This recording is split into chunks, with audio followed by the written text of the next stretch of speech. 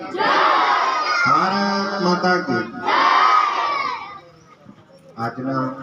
આ શાળા પ્રવેશોત્સવ કાર્યક્રમમાં ઉપસ્થિત આ ગામના પ્રથમ નાગરિક અને સતત બીજી વખત ચૂંટાઈ આવેલા, આમ તો સીઆરસી સાહેબ ગામમાં એક વખત સરપંચની ચૂંટણી લડવી હોય ને તો કાઢવું પડી જાય, પણ લોકપ્રિયતા અને કામ પ્રત્યે લાગણી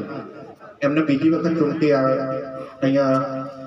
લઈ આવી છે એવા અમારા ભારતીય જનતા પાર્ટીના સાથી કાર્યકર્તા ભાઈ શ્રી વીરાભાઈ પ્રજાપતિ, સીઆરસી કોઓર્ડિનેટર તુષારભાઈ મહેતા સાહેબ, આ શાળા ગૌરવ લઈ શકે કારણ કે જેના આચાર્ય સિંહ હોય વીરાભાઈ એવા મહેન્દ્રસિંહ બારડ સાહેબ શાળામાં ઉપસ્થિત, અહીંના ગુરુજનો, ગ્રામ્યજનો તથા વાલા વિદ્યાર્થી ભાઈ બહેનો, આ શાળા પ્રવેશોત્સવ એ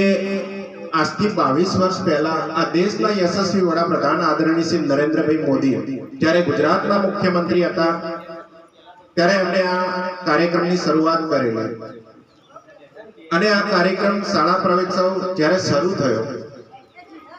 ત્યારે લોકોને એમ લાગતું હતું કે આ શું છે, પણ સાહેબ કોઈ કલ્પના ન કરી શકે એવો રેકોર્ડ 22 વર્ષથી આખા ગુજરાતની અંદર શાળા પ્રવેશોત્સવ ચાલે છે, બાળકોના અંદર શાળા પ્રત્યે રુચિ જાગે એ આશયથી એ વખતે શરૂ કરેલો આ કાર્યક્રમ આજે જ્યારે 22મા વર્ષમાં પ્રવેશ કર્યો છે ત્યારે ગુજરાતના મૃદુ અને મક્કમ મુખ્યમંત્રી શ્રી આદરણીય ભૂપેન્દ્રભાઈ પટેલે આ વખતે આ કાર્યક્રમને શાળા પ્રવેશોત્સવની સાથે સાથે કન્યા કેળવણી મહોત્સવ પણ એવું નામ આપીને નવાજ્યો છે, કારણ કે આપણા યશસ્વી વડાપ્રધાન શ્રી નરેન્દ્રભાઈ મોદીએ આપણી દીકરીઓના ઉજ્જવળ ભવિષ્ય માટે નમો સરસ્વતી યોજના ચાલુ કરી છે. જે દીકરી 12મું ધોરણ પૂર્ણ કરે ત્યારે સરકાર તરફથી એને 50,000 સુધીની સ્કોલરશીપ આ યોજના થકી મળે છે. એટલે આપણા આ બાળકોને અહીંથી 8મું ધોરણ છે, 8મા ધોરણથી મારા વિચારથી 15,000 રૂપિયા સ્કોલરશીપ મળશે. અને